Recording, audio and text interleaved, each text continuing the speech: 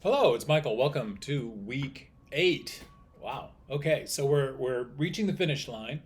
A lot of things are the assignment 3 is due at the end of this week.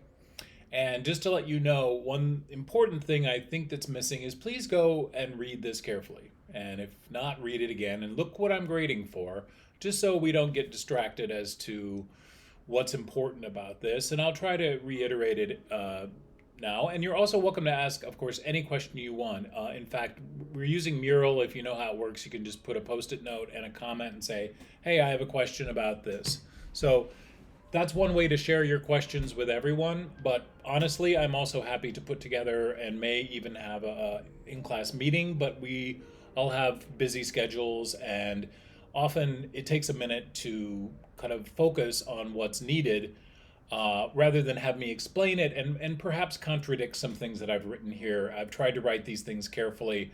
When I'm improvising, I can say whatever I want to say, like I'm improvising right now. But just be sure that this is what I'm looking for and this is what I'm grading on. I think everyone's doing a fine job. I've got a couple of comments, but really the goal here is to kind of package up the work you've done with naming conventions and navigation conventions into some sort of demonstration of just what a great job you did thinking through the problem of how to make this data into something usable. So you might, in your mind, end up in the same place that you started. You maybe took your data from a site which you found easy to understand, and that's okay. Actually, you'll find that the level of originality in displays is very low, but the amount of originality in naming conventions is very high, which is perfect because we're an information architecture course. We're talking about how to organize.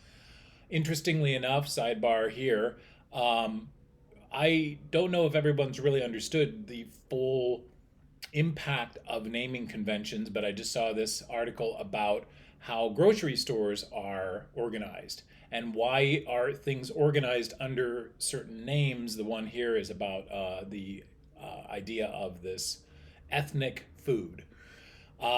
Just still, that naming convention has a lot of issues, which this article goes into, but it just goes to show if you wanted to rename or reorganize a grocery store, imagine the difficulty and how much you'd have to prove out in terms of the effectiveness of those renaming. So that's really what you're doing. I'm looking a lot, almost all at naming conventions and where are they in the interface. So the one comment I noticed, please don't think has anything to do with design. You're really putting on a screen so that another person, such as a non-designer, can understand your ideas.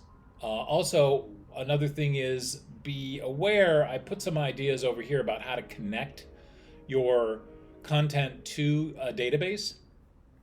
If you do not have the data that's shown on the screen, I'm not going to get really picky, but remember, we're trying to be honest here.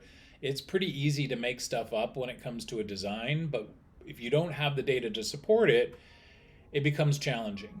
And also another thing, don't worry too much about pretending to look like a website or having a checkout or something like that. I mean, that's a different problem. What we're really saying is how, as a customer, do you come in and navigate through this? Think of the very first week. You go into an unfamiliar space and you have to find your way around. So we're still solving that problem with this wireframe. Now, the storyboard you're going to create this week is going to be bigger. There's a big space here.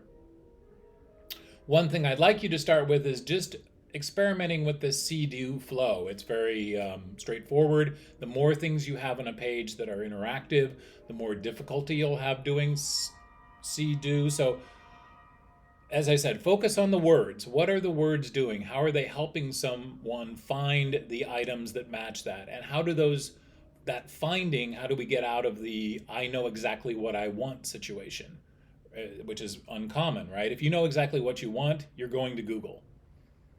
So here you want to actually help people explore your content. And that was my goal in my perfume exercise. I hope that helped.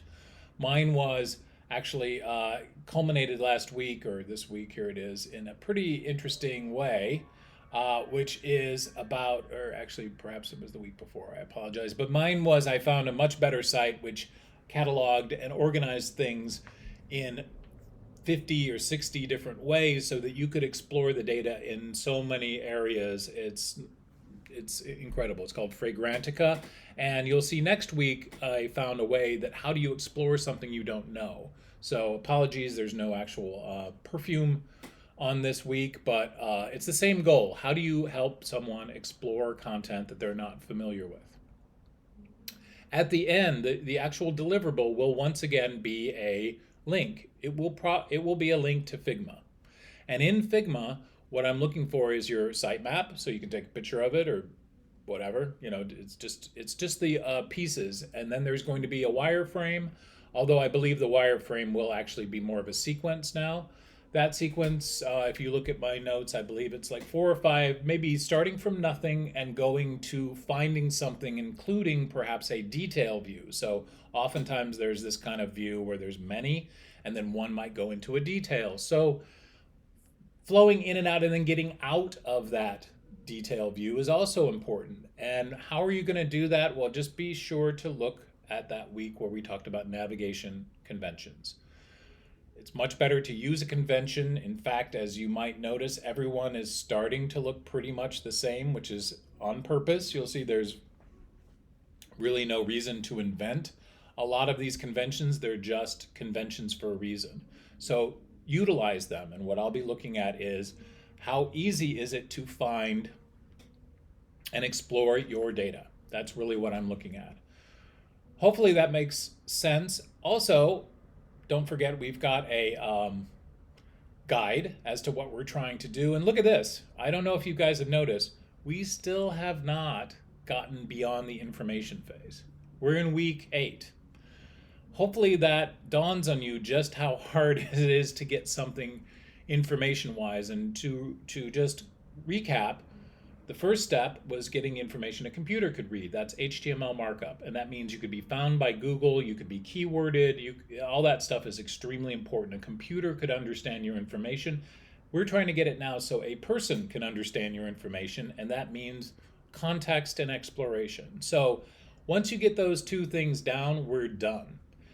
Next week, we're going to talk about these higher levels, the ones that you're going to explore by looking at another by actually analyzing someone who's done all the work that you did, but did a really good job at organizing it. And you're going to try to understand their organizational, and your final report's going to be, hey, I found these organizational principles or navigational principles or any kind of principles that we've gone through. So this is sort of your warm up to get ready to critique someone else's